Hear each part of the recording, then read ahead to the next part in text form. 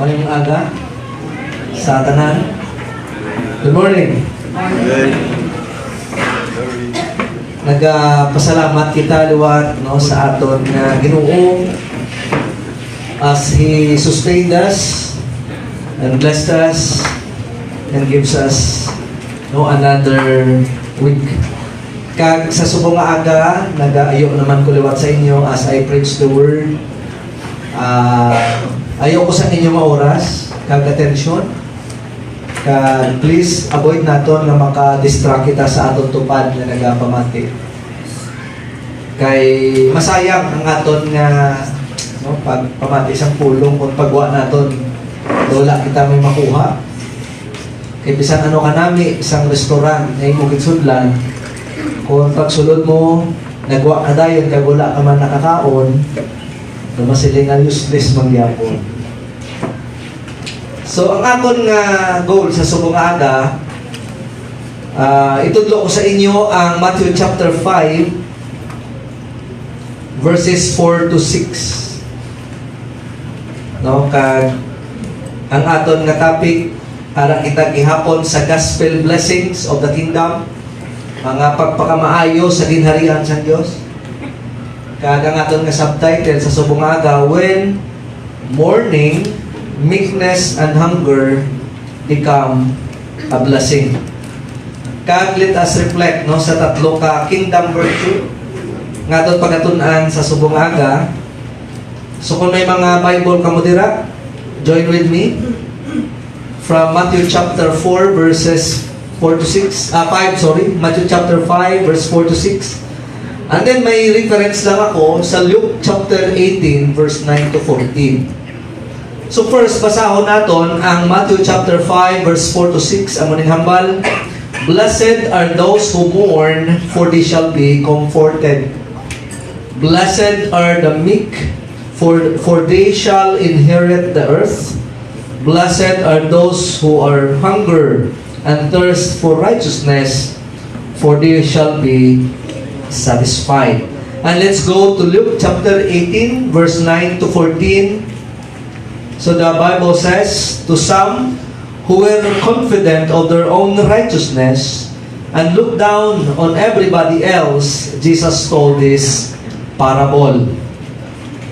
Two men went up to the temple to pray, one a Pharisee and the other a tax collector.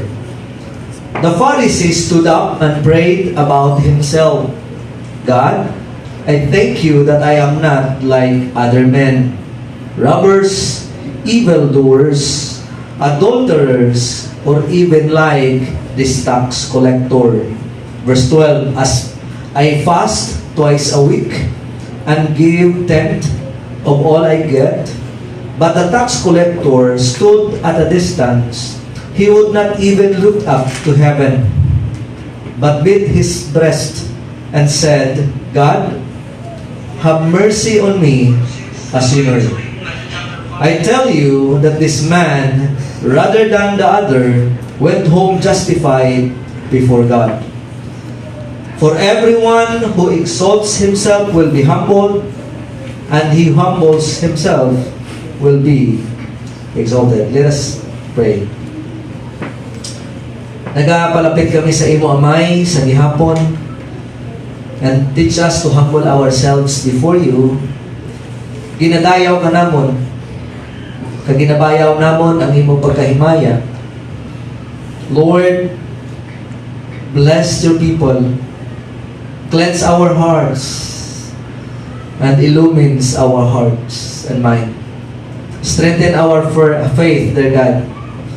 Kagabay sa subong nga aga, buligan mo kami maintindihan ang imong pulong in order for us to live like Christ and also to be light and the salt of the earth. Bless the Saved by Grace congregation and even all the congregation who serves Jesus and follow Him, Lord God. Thank you again. Bless your servant as I preach your word. In Jesus' name. Amen. So nga akong desire, kagang akong nga goal sa subong aga, itudlo ko sa inyo ang spiritual kag moral principle sa ginharian sa Dios. nga amo ang foundation sa aton kabuhi bilang mga Kristohano.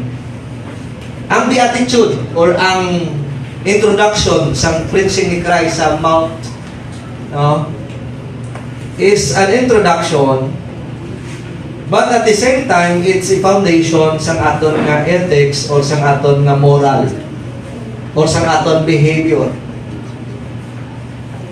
Kag of course, ang beatitude hindi lang nasaya nga poetic, kado kanami basahon, pero kung aton tulukon, ang beatitudes is a divine invitation kag divine teaching pag-abot sa behavior or character sang isa ka tawo nga ara sa ginharian sang Dios. For example, ang poor in spirit. Ang poor in spirit, hindi iya pigado in terms of material things. Kundi ang poor in spirit, ginakilala sa isa ka tawo nga ang iya kaugalingon, bankrupt, kung wala si Kristo. Ginakilala naton tanan nga ang aton kabuhi wala pulos kung wala si Jesus. Wala pulos kung wala kita relasyon sa Diyos. Life is nothing, is worthless without Christ. That is why I like the Lord Jesus Christ sa iya pagtudlo sa Matthew chapter 5, kay tungod gusto niya i-build, ipundar ang iya mga sumulunod, i-correct ang principle sa iya mga sumulunod, because chapter 4 verse 25, damo ang nagasunod kay Jesus Christ. Damo ang gusto mag-serve kay Jesus. Damo ang gakanto sa simbahan. Damo ang ga-confess kung sino si Jesus. But sometimes, ang wala lang napundar sa tao ang prinsipyo ni Jesus. Dapat di man ko makita tanan kabaluman kung sino si Jesus, di ba? Gina-remind tayo every Holy Week eh. No, may ara gani nga Jesus nga piki, no, kay palaba lang ang buhok, nagpataltam, nagpaano, Jesus na. No? So we are people who wants to follow Christ. Naputunta ka mo, gusto niya magsunod kay Jesus. Yes? Yes? Pero ready ka mo sa principle ni Jesus. Damo gusto, pero hindi kintindi kung ano yung mga prinsipyo. So I believe in Matthew chapter 4 verse 25, many followed the Lord, and great crowds followed Him. Kag sa sininga pundasyon, si Kristo na alarma si Jesus because nangin popular siya sa mga tao. Then kung halin niya popularidad, from Galilee, Decapolis, Deca means 10 cities, Decapolis.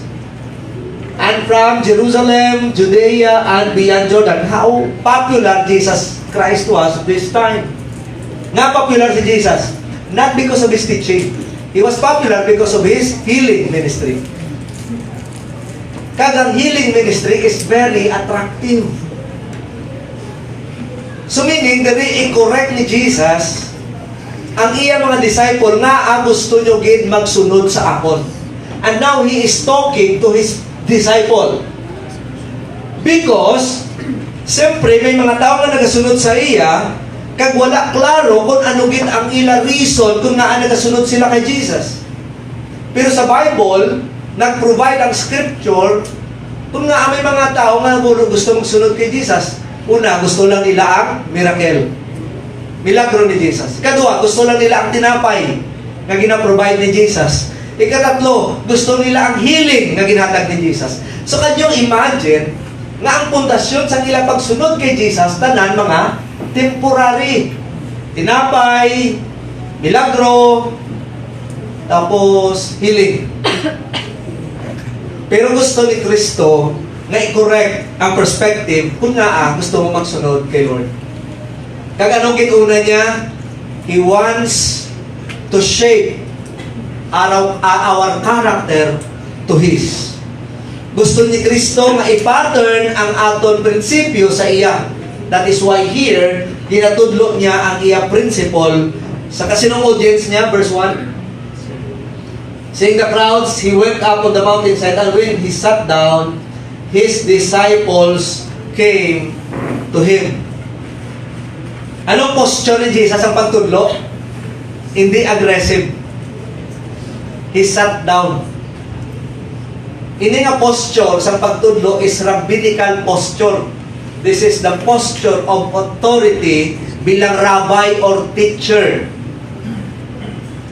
Kung ang ginatudloan ni Jesus, crowd, budlay mo guro magpungko, no? Crowd yung tutudloan. Tapos sa crowd, gali damo-damo. Dapat, kung magtudlo ka gali sa crowd, dapat nagatindog ka. Above. No? Kaya parang crowd makabati sa imo. Pero diri, sa isang Bible, ang posture niya, sat down. Kaya sino ginatudloan niya? Disciple. Mga utod ko, there are certain principle bilang followers ni Jesus nga dapat naton maintindihan. So karon ari na kita sa tatlo, sa number 2 hasta sa number 4, ang verse 4 to 6. Pero bago kita dira magkadto, gusto ko nga maintindihan ninyo, I want you to understand that the beatitude is the introduction of Christ Jesus sa iyang Sermon on the Mount, kag ang beatitude naga-describe sa attitude kag values sa matuod nga disciple ni Christ. Remember this, ang beatitude is the attitude or principle nga naga-describe sa pamatasan kag values sang isa ka matuod nga disipulo ni Kristo. And the Lord Jesus Christ started with the word blessed. Kag nagsugod siya sa iyang pagsermon dito sa Mount, kag insugdan niya ang iyang discourse or preaching sa word blessed. Blessed are. Makita nato na ang blessed sa Greek is makarios, literally means happy. Happy. Or malipayon. Or sa another term sa iligay nun, bulahan. Ikaw. Bulahan. Hindi dilaan ha, bulahan. No, malipayon. Sa hiligay nun. Galit, ang hindi kakalipay, hindi din naghalin sa guwa kag nagsulod. Ang ini nga kalipay halin sa sulod pagwa. Ang ini nga kalipay is absolute, objective, kag wala nagabag-o. Meaning, ang ini nga kalipay depend bisan ano nga circumstances ang kabuhi, wala na ga-change. Kung ara ka sa down, joy is there. Kung ara ka sa circumstance, this joy is there also. Pero ang kalipay nga sagwa, nakadepende na yan sa circumstansya. Kung makabakal ka bago nga sapatos, lipay ka. Kung daan na, subo ka na. And I believe, hindi na yan ang principle sa kingdom bilang mga followers ni Jesus Christ. So, ang beatitude, in the sense, it is spiritually foundational. Ang beatitude is spiritually foundational. Always remember this, that the teaching of Christ on the Mount is transformational. Dapat may ara sa ginatawag na transformation. Pagbago. Kag ang teaching ni Christ sa beatitude is counter-cultural.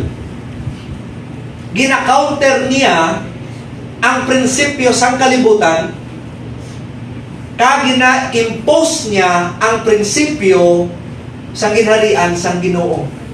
Meaning to say, may duwa ka prinsipyo nga dapat naton maintindihan. Either ang prinsipyo bala nga ginahold naton, principle of the world, or principle of the Lord. So here, He wants to counter the principle of the world para ang prinsipyo nga dapat naton matindugan ay ang prinsipyo sang aton nga Ginoong Hesukristo. Diin kaya kakita nga magsiling ka, blessed are the poor in spirit. Kung sa negative sense, di paano ginpakamayo ang poor in spirit? Next, blessed are those who mourn. Sa iligay nun, bulahan ang tao nga nagakasubo. Hindi kaya kakita man. Nagakasubo ka na, pero bulahan ka. Sa kalibutan, kung nagkakasubo ka, di malas ka. Nakuha naton? Pag sila ka gani countercultural, lain niya nga view ang ginatulok sa Diyos. Ano pa? Blessed are the hunger and thirst, or blessed are the meek. Ang meek diya, daw luya ka, pigaw ka.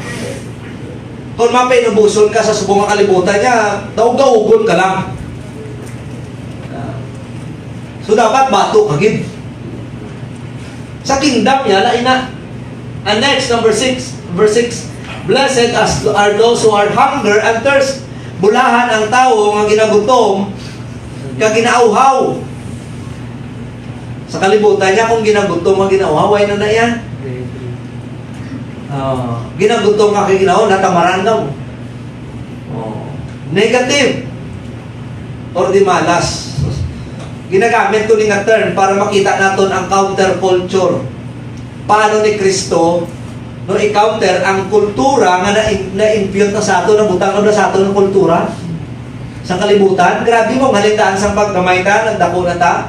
Kung wala na ginatudloan sa pulong sang Diyos, ang kultura sa kalibutan, amo na yang naga-inculcate sa aton. Kagkabudlay balion. Kagkabudlay baguhon, ina ka kultura.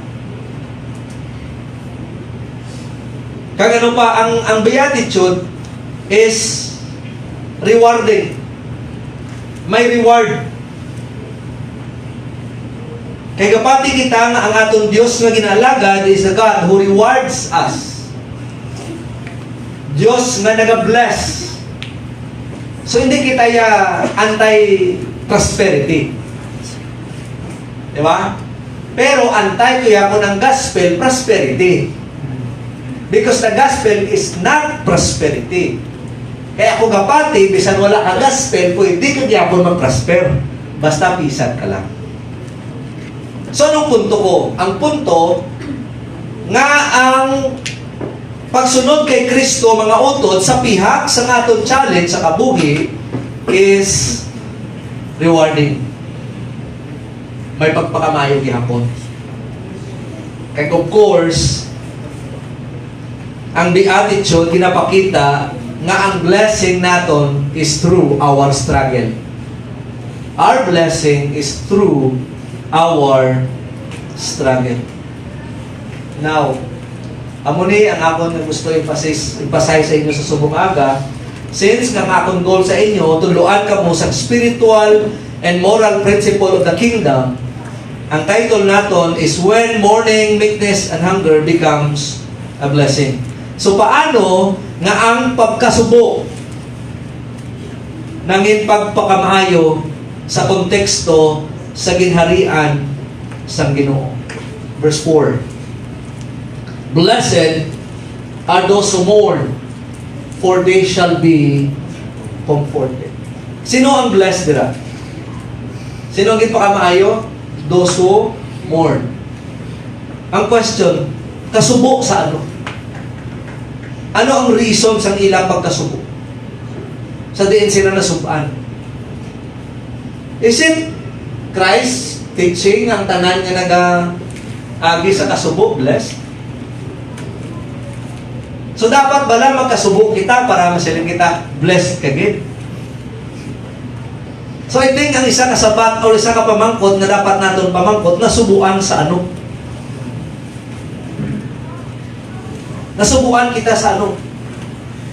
Nasubuan kita sa transition sa aton kabuhi from nothing to something, from rag to riches. So kung masubuan kita tungod kay ang aton kabuhi doon nagbaliskan, or nasubuan kita tungod do sang naligad healthy pa ko, subong medyo ill na. So ang emphasis ang sininga passage is this: God blesses those who are what? Deeply grieved by their sins. both personal and societal. Meaning to say, ang mourning nga ginahambal diri, we mourn because of our sins. Nagakasubo kita tungod sang sala. Nagakasubo kita tungod sang aton sala, kag nagakasubo kita tungod sang sala nga ginahimo sang mga tawo sa aton palibot.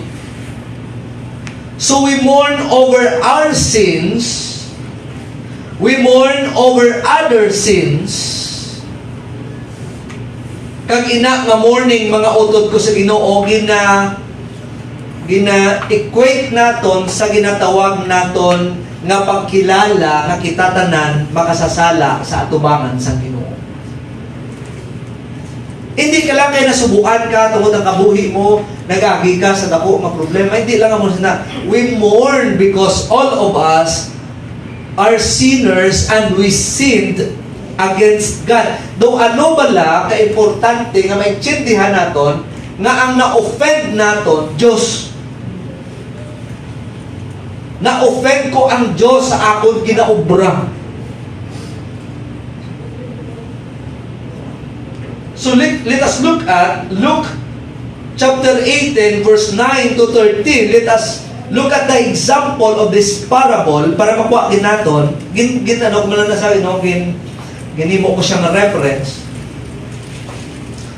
God or Christ here is using a parable for a specific audience. Ano ang issue? Verse 9, ang issue dere self-righteousness or self-righteous na mga tao. Kaya may mga tao nga mga self-righteous. Ano karakter sa isa ka self-righteous nga tao? They look down others. Daw ginapakanubo nila ang iban. Kag ginataas nila ila kaugalingon. Amon ang ginatawag naton nga self-righteous. So tungod kay may mga self-righteous na tao, si Jesus Christ nagtudlo sang isa ka palanggiran or parable nga may ara sa nga madalom nga meaning. Verse 10, sa linya, two men, Luke chapter 18, two men went up to the temple to pray. Duwa ka lalaki nagkadto sa templo, kag nagano sila kuno? Nangamuyo. One a Pharisee or teachers of the law, and the other a tax collector, a sinner. So isa ka Pariseo kag isa ka tax collector. Kung ikaw mag-judge sa ila, makasiling ka gid nga ang tax collector makasasala gid man. And take note, this time si Matthew is one of the disciple of Christ ngang iya nga previous job is a tax collector. And for the tax collector, they are the most hated. Or they are the most hated person in the Jewish culture. Kaya nga man, tax collector ka, ang amo mo, Roma. Tapos ang gina-oppress mo, ang mga upod mo, you are, o sa aton pa, mga puppet na. That is why wala sang tax collector na pigado sa ila time. Lagko balay. Meaning ang tax collector may mga privileges sa ila nga wala gina-enjoy sa iban. Unlike kay Peter, James, and John, they were fishermen. How much is the income sa isang fisherman? Wala din. Pero tax collector, ano magsin ka tax collector na regular. Kaya Lord, agad nga hatag na tax mo. Ang tax na, sige na yan. Maubos man na isda sa dagat, ang tax hindi maubos. Two men, 11. The Pharisee stood up and prayed about himself. The Pharisee standing by himself prayed thus, God, I thank you. Grateful man siya, no? Mapinasalamaton man siya. I thank you that I am not like other men. Lord, thank you kita. Hindi ko yung pareho sa iba. Nagpasalamat sa Diyos? Yes. Can a self-righteous person thank the Lord? Of course. So anong yung pasalamat niya? Thank you, I am not like other person. Robbers, kawatan, sino kinanamin niya? Sino kinanamin niya? Robbers. Evildoers. Adulterers. Paano naging adulterer sa mga tax collector? Siyempre na mo, kwarta mo. Or even like this, tax collector. So ang isa nagpangamuyo sa Diyos, nagpasalamat sa Diyos, galing ang sentro sa kanya prayer, ang iba. Lord, hindi ka pareho sa akong tupad balay. Ako yung simbagin ko yun. Hindi ka pareho sa akong friend. O next verse. Siguro natin. I fast twice a week. Sino hindi ka fasting twice a week? Why? O, di mas mayo din yung aparisi, no? Kristo kita siya. And I'll give a tenth of all I get. O, sino di be honest, big a tithes? Why get, no? Okay. Siya lang. And then this is the another man. But the tax collector stood at a distance. Wala sa kasulod sa temple. He stood at the distance. Or let's say, he was in the temple, pero wala sa altar. Wala sa salapit. He would not even look up to heaven, but what? Beat his breast and said, God, have mercy on me, a sinner. The difference between the righteous, self-righteous, and the sinners is this. That self-righteous is praying about others. But the man who are blessed, who mourned about himself, is this. Lord, have mercy on me, I am a sinner. So the focus sa sininga tao sa iya pagpangamuyo, hindi ang ibang nga tao, kundi ang iya kaugalingon mismo. He prayed about himself, what? I am a sinner. I believe Jesus Christ, as if He is saying in Matthew chapter 5, verse 4, a person who will admit that he sinned against man, against God, is a blessed man. Question, sino lang nga tao ang nag-admit sa iya sala sa atubangan sa Diyos? Ang mga tao nga ginapunan sa Espiritu sa Diyos. Di pastor, ang iba nag-admit man sa ila sala. Yes, may admission pero wala repentance.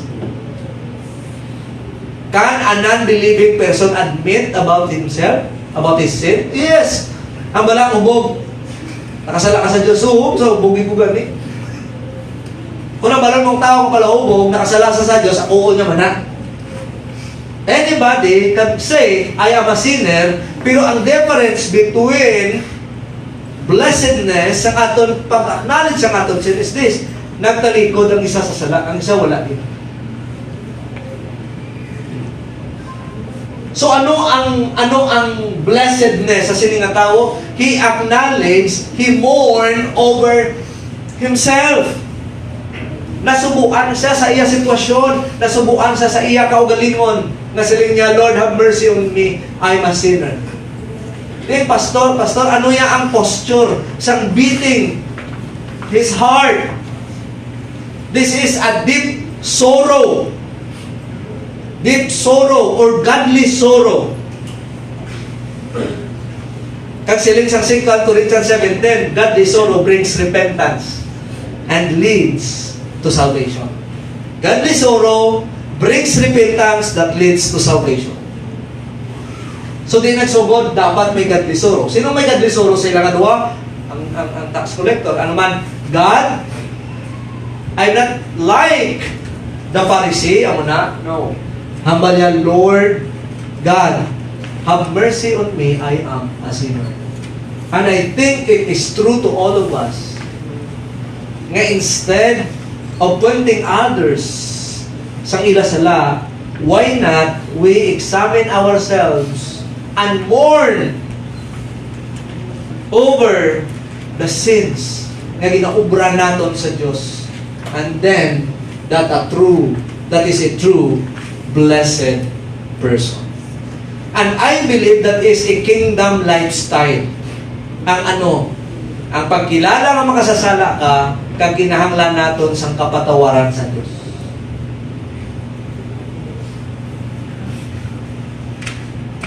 This is a repentant mourning, and there is also an intercessory mourning that we mourn for the sins of others. Anong ginamourn naton? That we acknowledge our sins and we ask the Lord for forgiveness.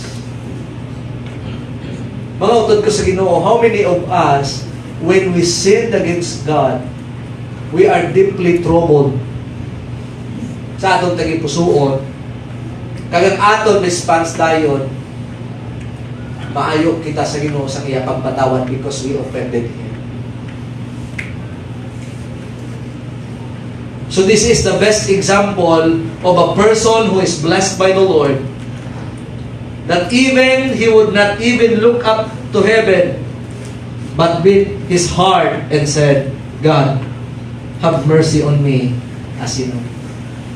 Kag kabalo bala kamo mga utod ko sa Ginoo, this is the most humblest thing you can do for God. Not to confess that you're humble, but your action speaks that you're humble. Anong isa ka tao nga mapinubuson? He admit that he sinned against God. Kaya dira kita ma-proceed sa number 2 naton. Anong number 2 naton? Verse 5. That in the kingdom of God, blessed are those who are meek, for they will inherit the earth. By the way, ano ang promise sa verse 4? Anong promise sa verse 4? For they shall be what? Comforted. Comfort through whom? The Lord Jesus Christ. Those who acknowledge nga nakasala sila sa Dios, kag gin-acknowledge nila, kinanglan nila sa kapatawaran halin sa Dios, sila lang ang mga tao nga makabaton sa comfort halin sa Dios. Mga ko sa Ginoo, this is a kingdom principle. Amo niya ang kabuhi sa mga tao na ginaharian sa Diyos. So saan naton na experience ang comfort? When we mourn. When we mourn over our sins. Next, verse 5. When hunger is a blessing, when meekness is a blessing, when we humble ourselves, and when we are dependent on God, recognizing that our true strength comes from through our surrender to God. Meekness is we acknowledge that without God, we are nothing. Meekness is we acknowledge that without God, we are nothing. Ang pagpaubos, meekness, is not a weakness. Ang pagpaubos, hindi ka perdihan mga utod sa Ginoo, kundi ang pagpaubos is a strength coming from the Spirit of God. That's why in the kingdom of God, sa kaharian sang Diyos, we are being encouraged to live a life of humility. Gina-encourage kita nga magkabuhi sa mapay-anubuson nga pagkabuhi kag magsali kita kag magdepende sa Ginoo. Now, paano ginpakita sang tax collector ang iya pagpaubos?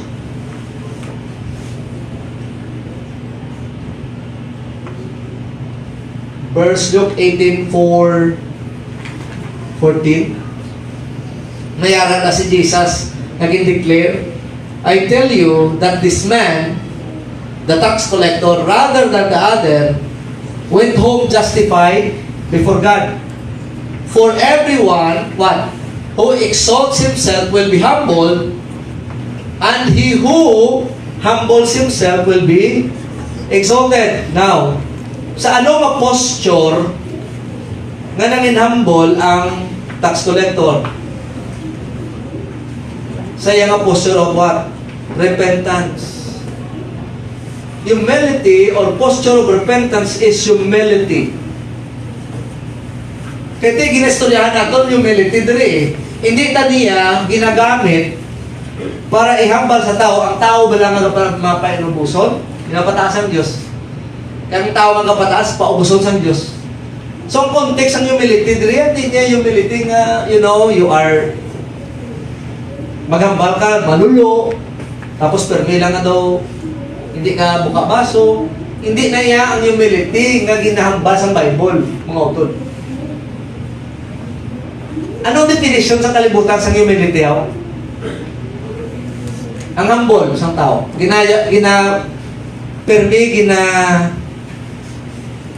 Sa aton bala, permi ginayaguta, permi ka pa umod. Taga-taga mo illustration. One time, ang amon nga, yung nga motor before, yung pastor came, ginano, yung karnap, sa singkang. Gipablatter ko sa PlayStation 8, sa Tangob. Yawa may pingita ko. Ito siyempre blaitan. No? Kung makidnap ang motor, baydan mo gina sa kasa. Buhay bigyan mahimo. Kung baga pa, nagbayad ka, mo na nagamit. Masubok man. To cut a long story short, may divine intervention ng Lord. Na-recover ang motor after 3 months. Kabalo ka mo, anong tabo? Ginduso sang duha ka lalaki, ang motor, ligtos tubangan sang hospital sa Silay. Naduso ang ilang duha, may patrol na nagagi. Tapos sa isang patrol, to, anong problema? Bao, pagpamangkot sa patrol, to, anong problema? Ang ginubra nila, dinalagan sila yung duha.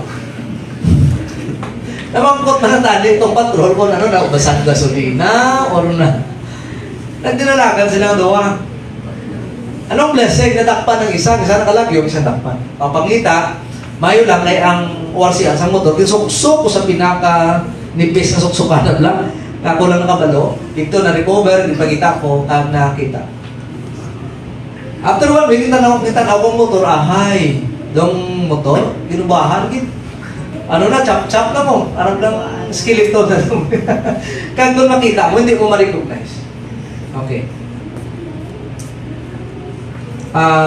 Ginistorya ko ang nagkawat. Nagpangayo man sa pasensya. Sige nga, sir, pasensya kit, kayo kabalong ka, pigado kit. Lala, damo, rason na. Pigado, gutom, na. Amo na yung parang sir, pasensya kit ko, patawaran. So, sa ginistorya ko siya, sabi ko sa iya, hindi ko maintindihan. Diba? Damo man gutom, huwag mo ka muna. Hindi ko maintindihan. Pero sabi ko sa akin, okay, may problema. Quits na. Pero hindi pwede, nga hindi ko pag-purso ang kaso. Kaya humility, hindi ang pag-neglect sa responsibility. Tama? Ay, si Pastor Glenn hindi humble. No. Hindi niya sa issue sa humility. Ang ato ni purso ang issue sa justice. Kaya tungkol kung may ginubra siya, dapat atubangon niya ang consequence ang iya ginubra. So dapat kita, anong inubrahon? Isutagit kaya nga naman, amo niya nagkakadapat, deserve mo na. Kaya kung forgive ka lang, kag wala justice, do sobra pa ta sa Diyos. Nga pwede mo lang tatanan patawaron sa Ginoo, pero nga ang ginpadalay si Jesus kag ginpatay sa krusaw para i-implement ang iya nga justice. So, hindi lang niya gin-forgive siya, tapos pabayaan mo na lang. Kaya Kristiyano, false humility. Kita nyo? Pas, patawaran na lang kay Christian man ta. Hindi naman picture sa Christian. Kaya na muna, we are tolerating sin, we agree. Doon nagkasilin na okay lang. Hindi ka lang nari. Okay, pagwaon na lang, hindi na lang pag-isuabi. Pagwaon na lang. May kakabalo, may ginpatay, may ginrape, may ginano. Biktima pa. So nga, importante ni nga maintindihan natin mga utod ko sa Ginoo, ang false humility. Kaya ang false humility, hindi niya pag-respond sa sinanga circumstances, kaya daw pabayaan mo lang, ihambol ka. Tapos kung ikasuhan mo, hindi ka na forgiving. Hindi na yung issue. This is not the issue of forgiveness. This is the issue of justice. Dapat gid. Kag dapat lang. So am I unforgiving? Of course not. Am I humble? Kaya tungod nga wala ko siya ginano, sinihiman di, man, tani ipabayaan mo na lang. No. That is not the picture of humility. Why? Kaya ang humility, mga utod, hindi ang toleration. Hindi ang pagpabaya. Ang tuod nga humility, of course, ang atong pag-acknowledge that all of us are sinners before God. Kaya ang humility, hindi lang yung isyong action natin toward other people. So ano minubra ko, siling sang HPGT, sir, pa-priso taginig, kasuhan ta, kasuhan tayo. So ano i-violate ko? Ano i-violate ko? Naging violate pala ko? Am I a bitter person? Sige, may balance yun ta. Pag siling ko sa iyo, wala ka na i-offend sa akon, I forgive you as a person, okay na mo. But, doesn't mean na hindi mo pagkatubangon ang consequence sa ginobra mo. Because wala ka lang nakasala sa akon, nakasala ka sa Diyos. Tama? Sino ang may lahi, thou shalt not steal. Law lang ni Pastor Glenn? Hindi na law ni Pastor Glenn, law na sa Diyos. Therefore, ang tama, you have to face the consequence of your work. Pastor, tiniyarat ako nung ako magano'n, hindi na pagdalon kay Caesar. Ang case, although that's between believers. Sa church ka iya, nga man, kita sa church, dapat na mag-intindihan ay sa church pa lang. Pero our issue here is toward outside the church. So anong punto ko nga agin-raise ko ni nga points o to? Basi bala ma-mix natin ang meekness or humility nga iniglekta na lang ang justice kaya sige lang forgiveness lang ang forgiveness. That's another thing. Pero ano ang tuon ng humility in the context of the kingdom? You acknowledge that you are a sinner and you need the forgiveness of God. That's humility. Lord, I've sinned against you. That's humility. Humility toward God. Pagpaubos sa atubangan sa Ginoo. So anong blessing dara? You will inherit the earth. Meaning inheritance. And take note of this, our inheritance is none other the Lord Jesus Christ. The Lord Jesus Christ. So when meekness is a blessing, when we humble ourselves before the Lord and we acknowledge and ask His strength to us or in us. So lastly, in verse 6, blessed are the hunger and thirst for righteousness, for they will be satisfied. So ang Bible clear na, hunger and thirst for what? Righteousness. Ang aton desire, ang aton longing, wala na sang iban, kundi ang pagkamatarong sang Diyos. And as a follower of Christ, we must align ourselves sa pagkabalaan ni Kristo, gani mga utod ko sa Ginoo, by the empowerment and enablement of the Spirit, ang aton desire dapat, kag ang aton hunger or thirst dapat, sa pagkamatarong sa aton Ginoong Jesucristo. So, question ko sa subong aga, do we have that desire nga kita magakabuhi sa matarong sa atubangan sa Diyos? Otod ko sa Ginoo, Christianity is not a game. Gusto to ka mo i-remind sa subong aga, basi lipat ka mo, nga ang pagkakristohanon, kag ang pagka-tao nga nabilog sa kingdom sang Diyos, pinsan naton hampang, no, it's not a game. This is a serious matter. So ang question ko dara, kalong manggid bala kita, kaga-desire manggid bala kita nga magkabuhi nga matarong sa atubangan sa Dios? So kung wala, we have asked ourselves, Lord, am I truly living as a kingdom people or sa imong nga ginharian? A genuine believers hungers to live righteously. Of course, our salvation not earned by good works. Our salvation is God's grace. Therefore, we must align ourselves as the people of grace. Mga utod ko sa Ginoo, siling ni Jesus Christ, those who are hunger and thirst for righteousness are the blessed people. Therefore, the promise is, they will be satisfied. Busgon sila sa Ginoo. Masatisfied sila kay Kristo. Verse 18. In verse 4, chapter 18 sa Luke, verse 14, dari ko mag-end. I tell you that this man, rather than the others, went home what? Justified before God. Magsiling ka mo gani, justified before God, nagpuli siya nga ginpakamatarong sa Ginoo. Nagpuli siya nga ginpakamatarong sa Ginoo. Kabalo ka mo mga utod ko sa Ginoo, it is impossible for us to live, desire for righteousness if we don't receive this justification from God.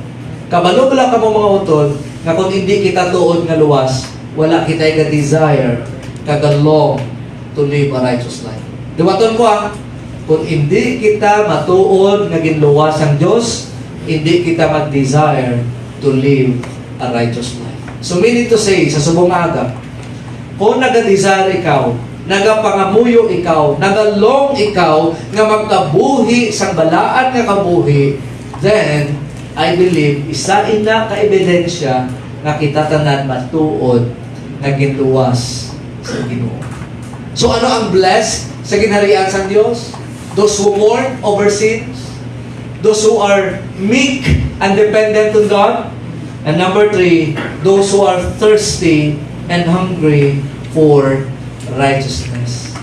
Meaning to say, nga ang principle sa kingdom of God is counter-cultural because ang aton permi nga approach is our spiritual nga kabuhi. We are not just aiming or desiring for material things, but we are desiring ng aton spiritual life mag-grow kay because I believe amo lang ni ang basihan sa Dios sa perspective na ikaw blessed na tao. Ano ka nang blessed? Hindi lang damo kwarta. Hindi ang healthy. Hindi namin posisyon. Ang tuod nga blessed, those who mourn over sins, those who are meek and dependent on God, and those who long and hunger and thirst for righteousness. May this true to all of us that following Christ is about repentance, is about living righteously, and it's about humility if you want to follow the Lord Jesus Christ. Please follow the Lord not because of the benefits, but follow the Lord because of the kingdom blessedness. Let us pray. Father, thank you for reminding us the true meaning of blessing is not about wealth, it's not about health, but it's about Christ Jesus, the one who satisfied our soul, the one who comforted us, and the one who gives us the inheritance is our Lord Jesus Christ. Father, following Christ is a blessed kind of life because following Christ is all about Him, is all about His person, is all about His presence, and is all about His promises. Thank you for these people that as we follow you, kabayan namang life, padayon namang in blessing. Lord, thank you. Bless the same Bible in Jesus' name. Amen.